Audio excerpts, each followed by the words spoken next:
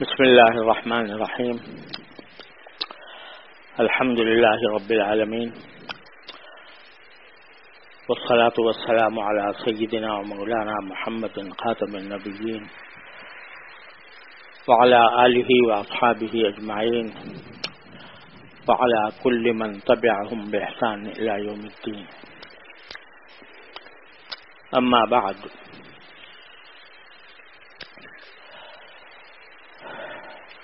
کہ اتوار کے دن ہم لوگ آپس میں بیٹھ کر کچھ اپنی اصلاح سے متعلق باتیں کیا کرتے ہیں.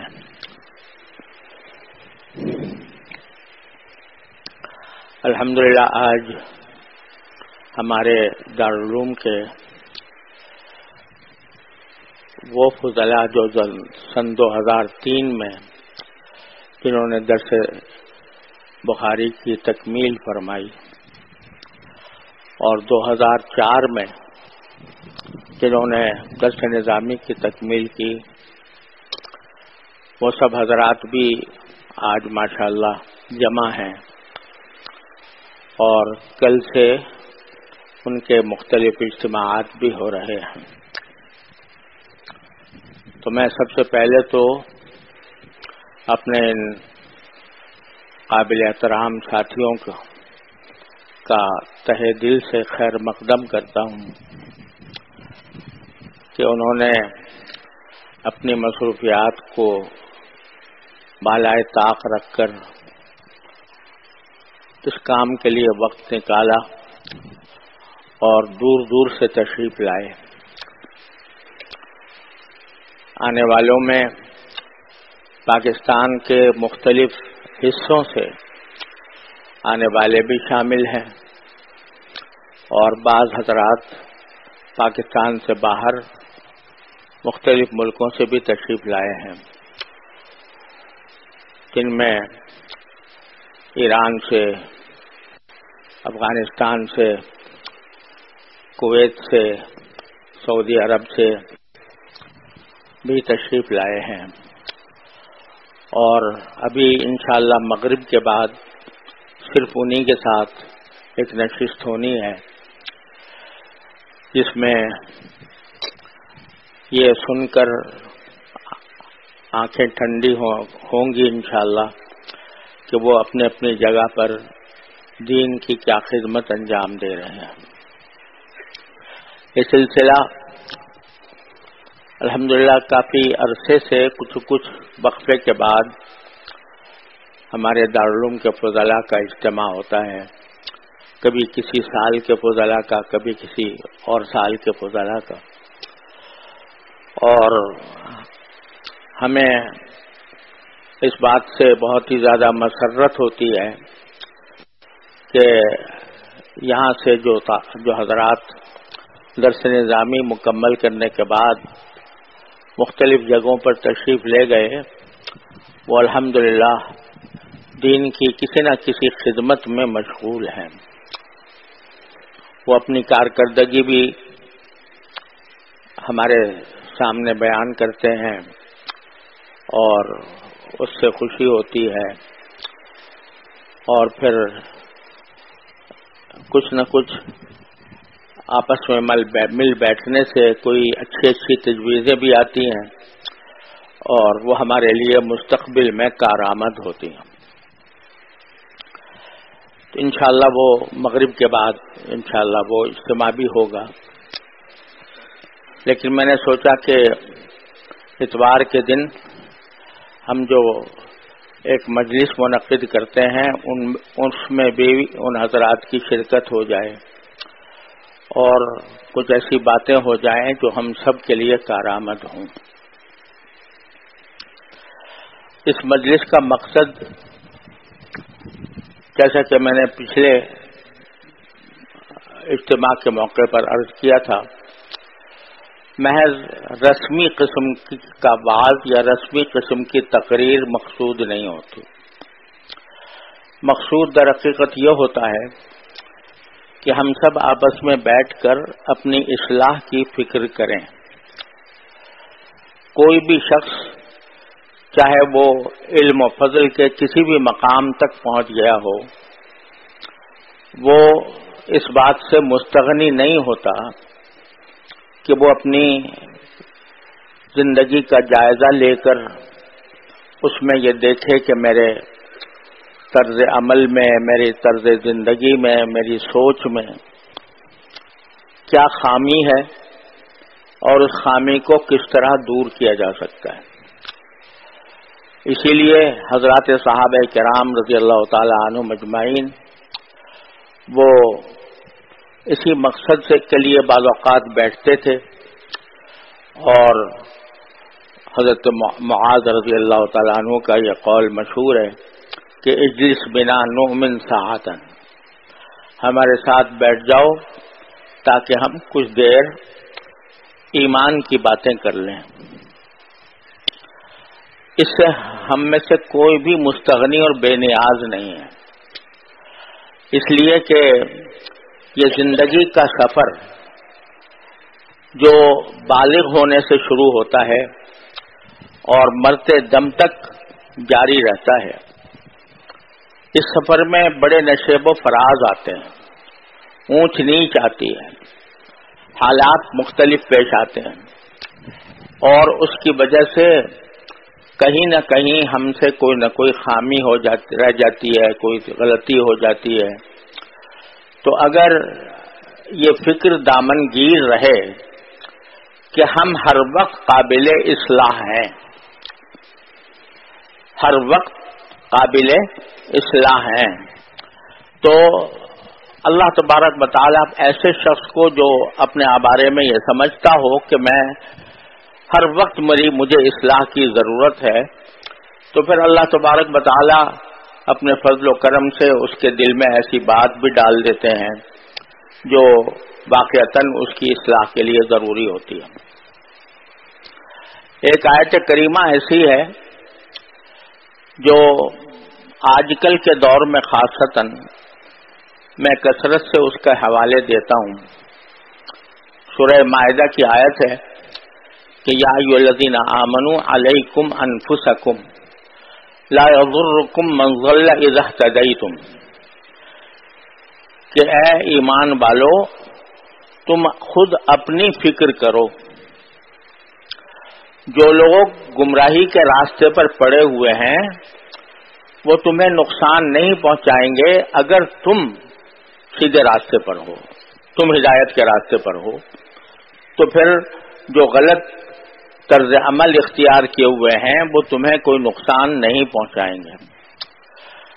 مقصد اس کا یہ ہے کہ عام طور سے ہم لوگ اپنی مجلسوں میں دوسروں پر تنقیدیں کرنے کا مشغلہ بہت اختیار کرتے ہیں، اور اس بات کا رونا روتے ہیں کہ معاشرہ خراب ہو گیا، امانت و دیانت اٹھ گئی، دینداری کا تصور مٹ رہا ہے، دین کے احکام کو نظر انداز کیا جا رہا ہے، اور معاشرہ فساد کا شکار ہے۔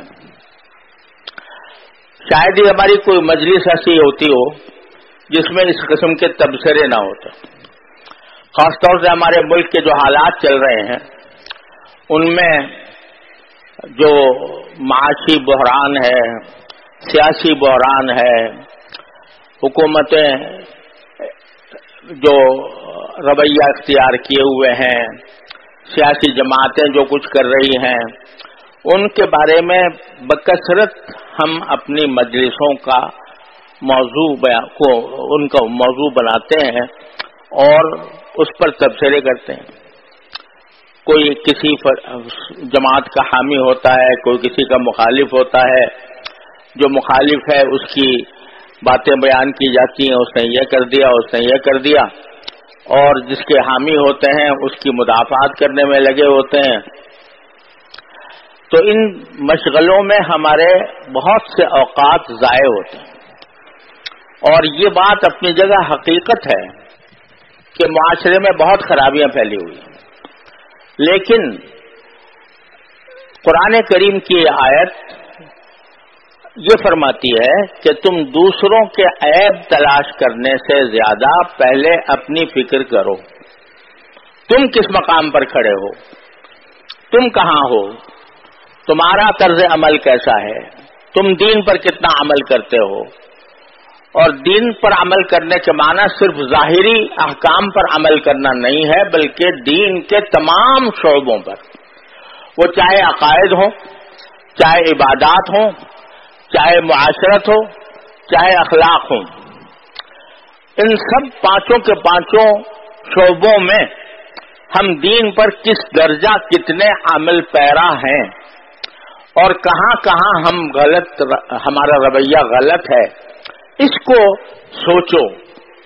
قرآن کریم یہ فرماتا ہے علیکم انفسکم، تم اپنی فکر کرو، اپنے ذات کی فکر کرو کہ تمہارے اندر کیا خرابی ہے، کیا عیب ہے. یہ کرو گے تو اگر فرض کرو ایک آدمی بھی اگر اس فکر میں منہمک ہو کر اس فکر کو اپنے ذہن پر سوار کر کے اپنی اصلاح میں لگ جائے تو کم از کم ایک چراغ جل جائے گا معاشرے کے اندر. اور اللہ تعالیٰ کی سنت یہ ہے کہ ایک چراغ سے دوسرا چراغ جلتا ہے، اور اس کے نتیجے میں رفتہ رفتہ معاشرے کے اندر سدھار آتا ہے، رفتہ رفتہ پھر معاشرے کی اصلاح ہوتی ہے. آج کل جو عام طور سے تنظیمیں اور جماعتیں ہیں جو دعوت کا کام کرتی ہیں یا لوگوں کو دین کی طرف بلاتی ہیں، وہ ان کے ذہن میں یہ تصور ہوتا ہے کہ ہم داعی ہیں، یعنی اور سب لوگ تو خراب ہیں اور ہم ان کو ٹھیک کرنے کے لیے نکلے ہیں. اس کام کے لیے جماعت قائم ہو رہی ہے، اس کام کے لیے تنظیم قائم ہو رہی ہے، لیکن اپنی فکر سے، اپنے عیوب سے بے خبر ہوتے ہیں. خود ہمارے اندر کیا عیب پائے جاتے ہیں، خود ہم کس جگہ پر کھڑے ہیں، دین کے اعتبار سے ہمارا رویہ صحیح ہے یا غلط ہے، کہاں صحیح ہے کہاں غلط ہے. اس فکر سے بسا اوقات ہم بے تعلق ہو کر صرف یہ کام کرتے ہیں کہ دوسروں کو پہنچائیں، دوسروں کو پہنچائیں، دوسروں کی اصلاح کریں، دوسروں کا کہ طرز عمل کو بہتر بنائیں. اس پر ساری توجہ اس پر مرکوز ہوتی ہے، اور خود اپنا کیا حال ہے اور ہم کس درجہ دین پر صحیح معنی میں کاربند ہیں اور کہاں کہاں ہمارے اندر نقائص ہیں، یہ فکر اس دوسروں کی اصلاح کی فکر میں خود ختم ہو جاتی ہے. اس کا نتیجہ یہ ہوتا ہے کہ ہماری دعوت بھی اور ہمارا دین کو پھیلانے کا جذبہ بھی وہ اتنا کامیاب نہیں ہوتا جتنا ہونا چاہیے. رسول کریم سرور دو عالم صلی اللہ علیہ وسلم نے جب دعوت کا آغاز فرمایا تو یہ کام کیا کہ جتنا دوسرے لوگوں کو حکم دیا کہ تم ایسا کرو، اس سے زیادہ خود عمل فرمایا. سارے لوگوں کو کہا کہ بھئی 5 نمازیں فرض ہیں تمہارے ذمہ، تو دوسروں کو تو 5 نمازیں فرمائیں، لیکن خود 8 نمازوں کا مکمل اہتمام فرماتے تھے. اشراق، تہجد اور رات کے وقت میں تہجد اور اوابین. تو دوسروں کو کہا کہ نہیں تمہیں اتنی کرنے کی ضرورت نہیں ہے، یعنی لازمی نہیں ہے تمہارے ذمہ، لیکن خود کر کے یہ دکھایا. زکوٰۃ فرض کی تو 2.5% 40واں حصہ یہ کہہ دیا کہ بھائی 40واں حصہ ادا کر دو تو تمہارا مال جو ہے وہ پاک ہو جائے گا. جعلہ اللہ طہارۃ للاموال، کہ زکوٰۃ کو جو 2.5% ہے وہ تمام مال کے طہارت کا اور پاکی کا سبب بن جائے گا. دوسروں کو تو یہ کہا. خود اپنا حال یہ ہے کہ گھر میں کوئی چیز رہتی ہی نہیں، نماز پڑھا رہے ہیں، نماز کے اندر خیال آ گیا کہ میرے گھر میں سونے کا ایک ٹکڑا پڑا ہوا ہے، تو قبل اس کے کہ نماز کے بعد جو تھوڑی دیر تسبیحات وغیرہ ہوتی ہیں، اس کے بجائے اٹھ کر جلدی سے تشریف لے گئے، واپس جلدی سے آ گئے۔ تو پوچھا گیا کہ بھئی یہ آپ جلدی سے کہاں چلے گئے تھے؟ تو بتایا کہ میرے گھر میں ایک سونے کا ٹکڑا پڑا ہوا تھا، تو مجھے خیال آیا کہ جب تک وہ اس کے مستحقین تک نہ پہنچ جائے اس وقت تک چین نہیں آیا۔ تو دوسروں کے لیے آسانیاں پیدا کی اور خود اپنے اوپر مشقت جھیلی۔ سرکار دو عالم صلی اللہ علیہ وسلم کا یہ معاملہ تھا، صحابہ کرام رضی اللہ تعالی عنہم اجمعین نے بھی جو دعوت پھیلائی اور جس کی وجہ سے پوری دنیا میں اسلام کا جھنڈا لہرایا، تو وہ اس طرح کہ دوسروں کو تو اطمینان دلایا کہ بھئی اتنا کام کر لو تو ٹھیک ہے، لیکن خود ان کا حال یہ ہے کہ جس کا مورخ یہ لکھتے ہیں کہ رہبان باللیل رکبان بالنہار، کہ رات کے وقت میں وہ معلوم ہوتا ہے کہ راہب ہیں، یعنی وہ دنیا سے قطع نظر کر کے اپنا سارا رابطہ اللہ تبارک و تعالیٰ کے ساتھ استوار فرماتے ہیں، نماز میں کھڑے ہیں، تہجد پڑھ رہے ہیں، قرآن کریم کی تلاوت ہو رہی ہے، اللہ تعالیٰ سے عرض و نیاز ہو رہا ہے۔ رہبان باللیل رکبان بالنہار، اور دن کے وقت میں وہ سوار ہوتے ہیں گھوڑوں پر اور جہاد کے لیے جہاد کے کام میں مشغول ہوتے ہیں۔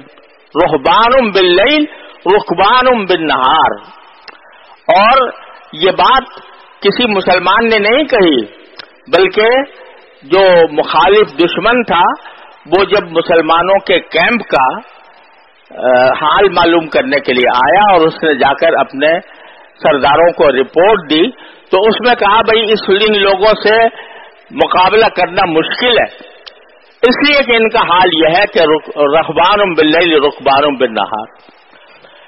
تو یہ صحابہ کرام کا بھی معمول اس پر رہا، اور اللہ تعالیٰ کے فضل و کرم سے ہمارے دارالعلوم دیوبند جو ہم سب کی ام المدارس ہے، اللہ تبارک و تعالیٰ نے اپنے فضل و کرم سے اس کا فیض، اس کا نور 4 دانگے عالم میں پھیلایا۔ کوئی جگہ دنیا کی ایسی نہیں ہے جہاں دارالعلوم دیوبند کا پڑھا ہوا یا اس کے پڑھے ہوئے کا شاگرد یا اس کے شاگرد کا شاگرد موجود نہ ہو۔ میں دنیا بہت دیکھی ہے الحمدللہ، 6 بر اعظم دنیا کے وہ سب اللہ تعالی نے دکھائے ہیں۔ ایسی ایسی جگہوں پر جانے کا اتفاق ہوا ہے جہاں پر تصور بھی نہیں ہوتا تھا کہ یہاں پر کوئی دارالعلوم دیوبند سے متعلق کوئی آدمی ہوگا۔ ایک مرتبہ مجھے یاد ہے کہ میں انڈونیشیا گیا ہوا تھا۔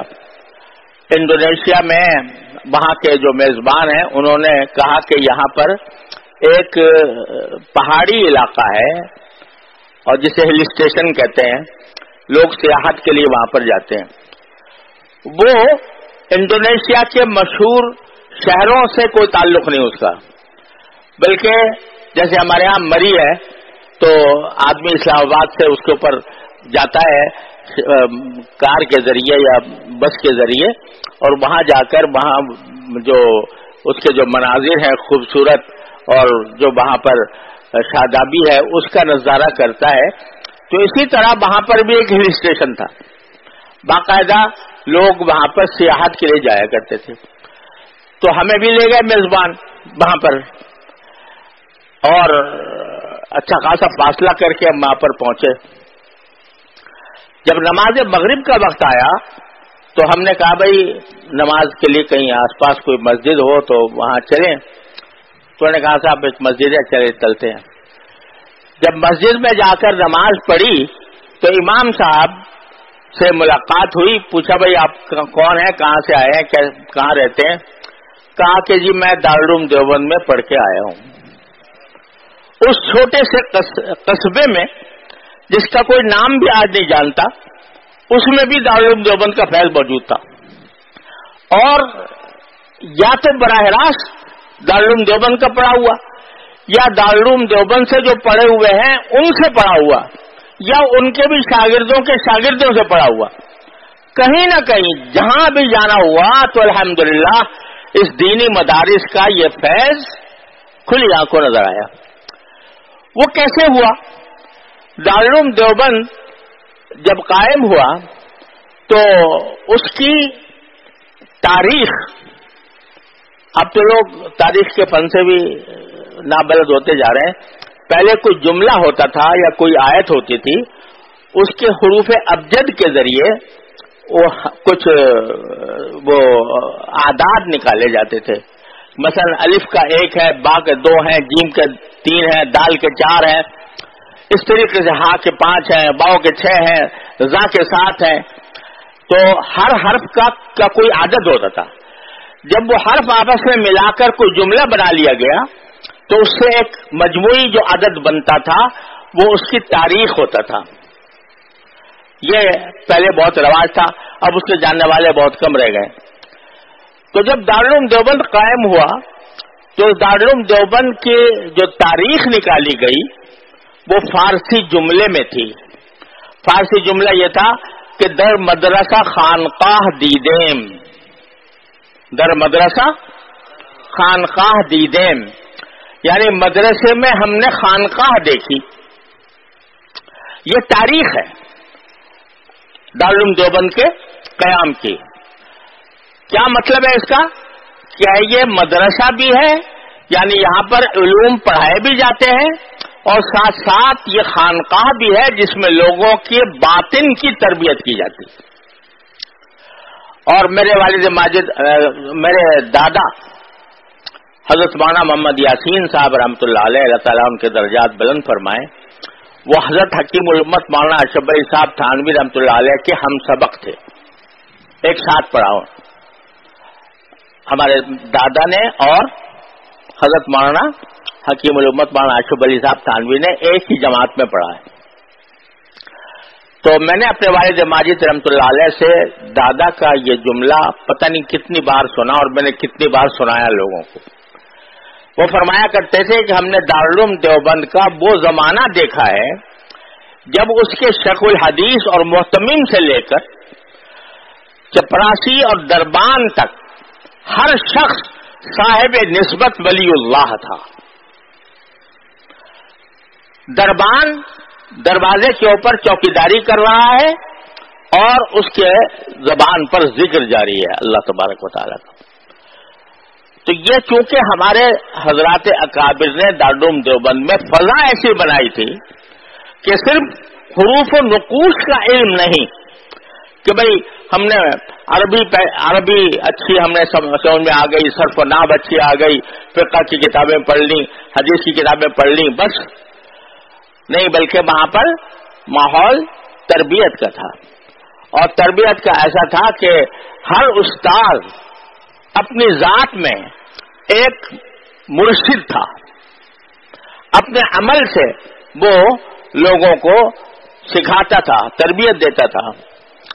تو اسی کی برکات ہے کہ جو آج دنیا بھر میں الحمدللہ دارالعلوم دیوبند کا فیض اور اس کا نور پھیلا ہوا ہے۔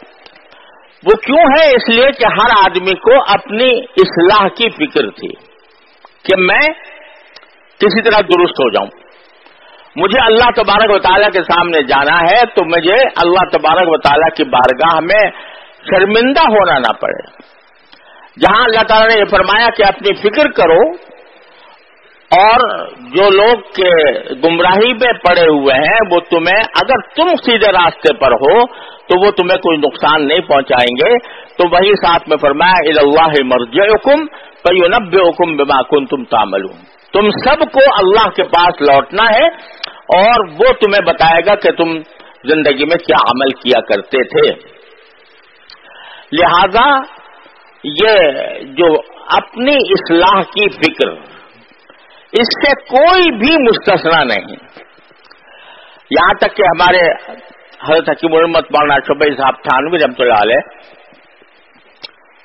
بہت سے لوگوں کو انہوں نے خلفاء بنایا، اپنا مجاز بنایا کہ بھئی اب تم الحمدللہ دین صحیح طریقے سے سمجھ بھی گئے ہو، اور فی الجملہ اس کے اوپر کاربند بھی ہو، تو اب ہم تمہیں اجازت دیتے ہیں کہ دوسروں کو بھی بیعت کر لیا کرو، دوسروں کو بھی تلقین کر لیا کرو۔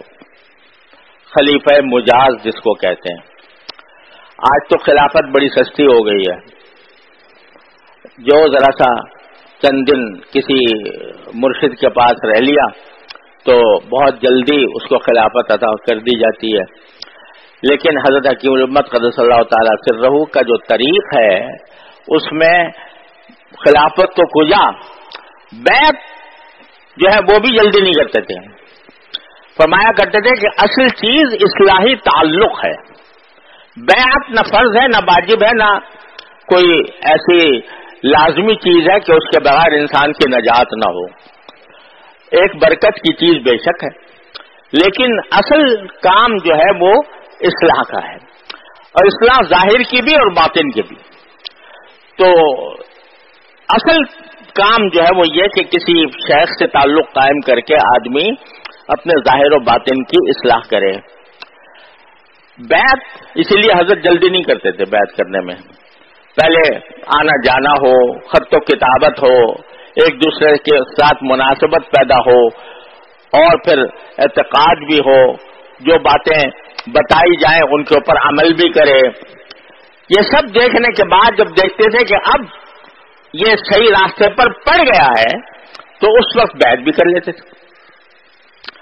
تو بیعت میں بھی جلدی نہیں کرتے تھے، اور بیعت کرنے کے بعد خلافت دینے میں بھی جلدی نہیں، بلکہ اس کو ہر طرح سے جانچتے تھے، اور جانچ کر پھر کسی کو اجازت دیا کرتے تھے کہ بھئی آگے تم اب میرے سلسلے میں دوسروں سے بیعت بھی کر سکتے ہو، ان کو تلقین بھی کر سکتے ہو۔ لیکن ان جن کو بیعت کی اجازت دی، تلقین کی اجازت دی، جس کا مطلب یہ ہے کہ ظاہری اعتبار سے انہوں نے وہ کورس مکمل کر لیا تربیت کا، اور اس تربیت کا کورس مکمل کرنے کے بعد اس لائق ہو گئے کہ وہ دوسروں تک بھی اس بات کو پہنچائیں اور دوسروں کو بھی اپنے جیسا بنائیں۔ اس کے باوجود ہر خلیفہ کو یہ ہدایت ہوتی تھی کہ ہر وقت اپنے اوپر کڑی نظر ڈال کر دیکھتے رہو کہ مجھ سے کہاں غلطی ہو رہی ہے۔ اور وہ شعر حضرت کے ہاں بہت زیادہ پڑھا جاتا تھا کہ اندری راہ می تراشو بی خراش، اندری راہ می تراشو بی خراش، اندری راہ می تراشو بی خراش، دم فارغ مباش، کہ اس راستے میں تو ہر وقت تراش خراش چلتی رہے گی۔ جیسے کوئی پھلوں کا یا پھولوں کے پودے ہوتے ہیں تو کبھی اس کو کاٹنا پڑتا ہے، کبھی اس کا پتا کاٹ دیا، کبھی تو اس کو ایک تہذیب کا سلسلہ اس میں جاری رہتا ہے۔ تو فرمایا کہ اندری راہ می تراشو می خراش، تا دمے آخر دمے خامر دمے فارغ مباش، آخری سانس تک ایک لمحے کے لیے بھی فارغ ہو کر نہ بیٹھو، یعنی فارغ ہو کر یہ تصور نہ کرو کہ اب ہم فارغ ہو گئے، بس اب ہماری اصلاح ہو گئی، آگے پھر ہمیں کچھ کرنے کی ضرورت نہیں ہے۔ تا دمے آخر دمے فارغ مباش، آخری سانس تک ایک لمحے کے لیے بھی فارغ ہو کر نہ بیٹھو۔ اب ہمارے ہاں مشکل ایک یہ آ گئی ہے کہ جب درس نظامی پڑھ لیتے ہیں تو کیا کہتے ہیں اس کو، فارغ ہو گیا، فارغ التحصیل ہو گیا۔ تو اب فارغ ہو گیا تو بھائی فارغ کس کا مطلب یہ ہوتا ہے کہ بھائی جو کام کرنا تھا بس پورا ہو گیا۔ یہ لفظ بہت ہی خراب ہے، مجھے اچھا نہیں لگتا فارغ التحصیل۔ ارے تحصیل علم تو وہ چیز ہے جو مرتے دم تک جاری رہے گی، اور اپنی اصلاح کی فکر بھی مرتے دم تک جاری رہے گی۔ فارغ التحصیل کوئی نہیں ہوتا دنیا میں۔ اگر کوئی ہے جو اپنے آپ کو فارغ التحصیل سمجھتا ہے تو وہ انتہا درجے کا بیوقوف ہے، کیونکہ تحصیل علم سے فراغت مرتے دم تک نہیں ہو سکتی۔ طلب العلم من المہدی الی اللحد، لہذا کتنا بڑا علم کے اعلی مقام پر پہنچ جائے بندہ، لیکن وہ تحصیل علم سے بھی فارغ نہیں ہو سکتا، اور اپنی تربیت سے بھی فارغ نہیں ہو سکتا. حضرت مولانا رومی رحمۃ اللہ علیہ مثنوی میں ایک حکایت ذکر فرماتے ہیں کہ ایک شخص تھا، وہ کہیں اس کو ایک مرا ہوا سا سانپ مل گیا. خوبصورت ہوتا ہے نا سانپ بہت، تو اس کے اوپر نقش و نگار ہوتے ہیں، خوبصورت نظر آتا ہے. تھا وہ مرا ہوا، یعنی دیکھنے میں مرا ہوا معلوم ہوتا، بالکل بے سکت بے حرکت. تو سمجھا یہ مرا ہوا تو ہے ہی، تو اس کو میں لے جا کر اپنے گھر میں رکھ لوں، بچے دیکھ کے خوش ہوں گے. اور ایک جیسے گھر میں زینت کی کوئی چیز ہوتی ہے اس طرح کی چیز آ جائے گی. تو وہ اس سانپ کو اٹھا کر گھر لے آیا. اب حقیقت یہ تھی کہ وہ سانپ جو وہاں مرا ہوا پڑا تھا حقیقت میں مرا ہوا نہیں تھا، وہ بہت سخت سردی کی وجہ سے بالکل بے حس و حرکت ہو گیا تھا. تو وہ سمجھا کہ یہ ابھی مر چکا ہے، تو وہ جا کے گھر میں لے آیا. اب گھر میں لایا تو وہاں باہر سردی تھی، جہاں سے لے کر آیا تھا اس سے وہ ٹھٹرا ہوا تھا اور اس میں حرکت ہی نہیں تھی. وہ اٹھا کر لے آیا اپنے گھر میں گرمی تھی، تو جب اس کو گھر کی گرمی ملی تو رفتہ رفتہ اس کی ٹھنڈک ختم ہوئی اور اس نے چلنا شروع کر دیا. اور یہ بے خبر آدمی اس بے خبر کے کسی بچے کو یا کسی کو جا کے اس نے ڈس لیا. مولانا رومی فرماتے ہیں کہ یہ جو ہمارا نفس ہے نا، یہ بھی ایسے ہی سانپ ہے،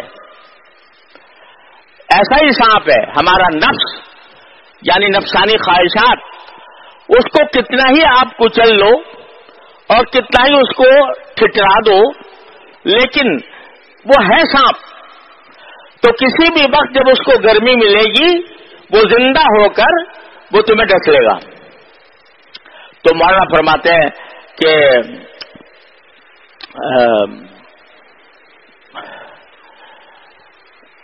نفس کے بارے میں فرماتے ہیں کہ وہ یہ سانپ ہے، او کے مرداس، یہ ابھی مرا کہاں ہے، از غمے بے آلتی افسرداس، لیکن اپنی بے حالی کی وجہ سے افسردہ ہو گیا ہے اور ایسا ہو گیا ہے کہ دیکھنے میں بالکل مرا ہوا معلوم ہوتا ہے، لیکن کسی بھی وقت وہ تمہیں ڈس لے گا.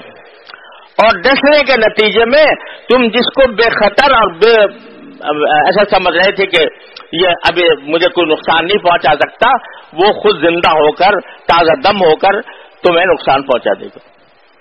تو اس لیے چاہے کسی کو خلافت مل گئی ہو، چاہے کوئی مجاز صحبت ہو گیا ہو یا مجاز بیعت ہو گیا ہو یا علم کے اعلی مقام پر پہنچ گیا ہو، یہ سانپ جو ہے نفس کا، یہ کسی وقت انسان کا ساتھ نہیں چھوڑتا.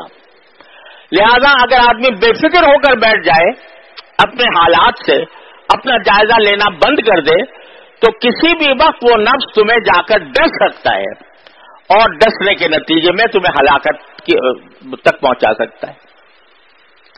میں ابھی عرض کر رہا تھا نا کہ حضرت حکیم الامت قدس اللہ تعالیٰ سرہ بہت رکھ دیکھ کر بیعت کرتے تھے اور بہت رکھ دیکھ کر کسی کو خلیفہ بناتے تھے. اور اگر خلیفہ بنانے کے بعد اس کی نگرانی بہت سخت کرتے تھے، اور اگر اس نگرانی میں پتہ چلا کہ اس میں فلاں بات ابھی تک باقی ہے، خلافت واپس لے لیتے تھے. بھائی تمہیں خلافت دی تھی، اب نہیں، جب تک فلاں تم اپنی اصلاح نہیں کرو گے تمہاری خلافت واپس ہے. کئی لوگوں کے حضرت کے بڑے بڑے ایسے حضرات جو جلیل القدر خلفاء کہلاتے تھے، ان سے بھی حضرت نے خلافت واپس لے لی. کس وجہ سے واپس لے لی؟ کہ جو توقع تھی کہ یہ اپنے نفس کی نگرانی کریں گے، وہ نگرانی میں فرق آ جاتا. تو ایک خلیفہ تھے حضرت والا کے، وہ حضرت کے پاس تشریف لائے. حضرت کے یہاں خانقاہ میں مقیم ہوتے تھے خلفاء اور اپنی اصلاح کرایا کرتے تھے. تو وہ آئے اور اپنے ساتھ ایک بچے کو لے آئے. اپنے ایک بچہ تھا، اس لیے کہ تاکہ حضرت سے اس کے بارے میں دعائیں لیں، حضرت اس کے سر پر ہاتھ رکھیں، اس کو یہ سعادت حاصل ہو کہ حضرت کی زیارت ہو گئی ہے، حضرت کی نگاہ بھی اس کے اوپر پڑ جائے۔ بچے کو ساتھ لائے اور لا کر حضرت کی خدمت میں پیش کیا کہ حضرت یہ میرا بچہ ہے، میں اس کو ساتھ لے آیا ہوں اس غرض سے کہ آپ کی نظر پڑ جائے، آپ کی دعائیں اس کو مل جائیں۔ حضرت نے خیر مقدم کیا، وہ بڑی اچھی بات ہے، اللہ تعالیٰ تمہارے لیے اس کو بہتر بنائے، صدقہ جاریہ بنائے۔ پھر پوچھا کہ آئے کیسے، یعنی کس سواری میں سوار ہو کر آئے؟ تو انہوں نے کہا جی ریل میں آیا تھا۔ کہا کہ بچے کی عمر کیا ہے؟ کہا کہ بچے کی عمر وہ ہے جی 12 سال پوری ہو گئی ہے۔ تو حضرت نے فرمایا اس کا تم نے آدھا ٹکٹ لیا تھا یا پورا لیا تھا؟ ریل میں ٹکٹ اس کا آدھا لیا تھا یا پورا لیا تھا؟ انہوں نے کہا حضرت آدھا ہی لیا تھا۔ کہا کہ 12 سال کے بچے کا تو ٹکٹ پورا ہوتا ہے، آدھا کیوں لیا؟ کہا کہ جی دیکھنے میں یہ بالکل بہت چھوٹا لگتا ہے، سیٹ بھی بہت چھوٹی سی گھیرتا ہے، تو اس لیے میں نے سوچا کہ یہ ابھی تک بچے ہی کے حکم میں ہے، اس لیے ٹکٹ آدھا لے لیا۔ حضرت نے فرمایا اس کا مطلب یہ ہے کہ طریق کی یعنی تصوف کی تمہیں ہوا بھی نہیں لگی، جاؤ آج سے خلافت واپس لے لی۔ کس بات پر؟ کہ بچہ 12 سال کا تھا اور 12 سال کے بچے کا ٹکٹ آدھا لیا، تو تم نے خیانت کی، ایک طرح سے جھوٹ بولا کہ اس کو بچہ ظاہر کیا جس کا آدھا ٹکٹ ہوتا ہے، اور تو حقیقت میں یہ پورا عمر کا تھا، تو تم نے خیانت کی۔ اب یہ خیانت جو تم نے کی یہ باوجود ہے کہ وہ ذاکر، شاغل، تہجد گزار، عبادات میں بہت آگے، لیکن اس وجہ سے خلافت واپس لے لی کہ تم نے ٹکٹ پورا کیوں نہیں لیا۔ حضرت کے ہاں معاملہ یہ تھا کہ ہر چیز کے اندر اس بات کا لحاظ ہوتا تھا کہ کہیں جو کام میں کر رہا ہوں وہ کوئی شریعت کے خلاف ناجائز کام نہ ہو، لہذا اگر سامان لے کر جا رہے ہیں اور ریلوے کا قاعدہ یہ ہے کہ ایک خاص حد سے زیادہ اگر سامان ہو تو اس کا الگ سے کرایہ لگتا ہے۔ اب لوگ خیال بھی نہیں کرتے، اچھا بھائی چلو جتنا بھی سامان ہے چڑھا دیا، کوئی کسی نے پوچھا نہیں، بات آئی گئی ہو گئی اور پہنچا دیا۔ حضرت کیا یہ اصول تھا، جب خود سفر فرماتے تھے تو ٹکٹ خریدنے سے پہلے اس جگہ پر جا کر لائن میں لگتے تھے جہاں پر سامان بک کیا جاتا ہے کہ بھائی میرے سامان کا وزن کر لو، اگر یہ سامان کا وزن وہ تمہارے قواعد سے زیادہ ہے تو اس کے پیسے مجھ سے لے لو۔ وہاں جا کر لائن میں لگتے تھے اور اپنے سارے متعلقین کو یہ تلقین تھی کہ اگر تمہیں کہیں سامان لے جانا ہے تو یا تو اگر اس کو بک کراؤ، بک کرا کے جو اس کا معاوضہ ہے وہ ادا کرو، اس کے بغیر اگر لے جاؤ گے تو یہ شرعاً ناجائز ہوگا، کیونکہ معاملے کی بات ہے اور اس معاملے کے اندر بھی شریعت کے احکام کو مد نظر رکھنا انتہائی ضروری ہے۔ تو ایک مرتبہ حضرت کہیں کسی اسٹیشن پر، اب مجھے نام یاد نہیں رہا اس اسٹیشن کا، شاید مظفر نگر تھا یا تھانہ وہ سہارنپور تھا، وہاں حضرت کے ساتھ سامان کچھ زیادہ تھا تو بجائے ٹکٹ کی جگہ کے وہاں سامان بک کرانے کے لیے حضرت لائن میں لگ گئے۔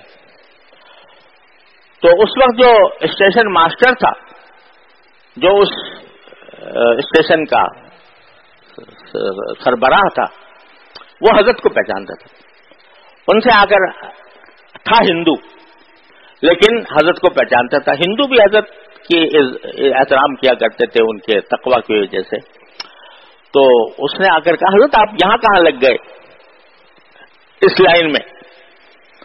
اس نے کہا جی بھائی میں سامان بک کرانا چاہتا ہوں, سامان میرا ساتھ زیادہ ہے تو تاکہ اس کے میں پیسے ادا کر دوں. انہوں نے کہا حضرت آپ بھلا اس فکر میں کیوں پڑتے ہیں, اور میں ابھی جو گاڑی کے ساتھ گارڈ جائے گا تو اس کو میں کہہ دوں گا کہ بھئی ان کو نہ پکڑے اگر زیادہ سامان ہو تو. تو حضرت نے کہا کہ وہ گارڈ کہاں تک جائے گا؟ تو اس نے کہا جی گارڈ جو ہے وہ کوئی شہر کا نام لیا کہ وہاں اس شہر تک جائے گا, کانپور تک جائے گا. حضرت کو جانتا الہ آباد. تو بھائی کانپور کے بعد کیا ہوگا؟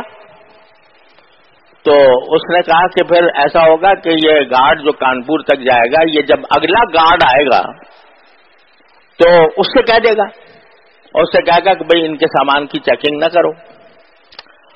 انہوں نے کہا پھر الہ آباد پہ کیا ہوگا؟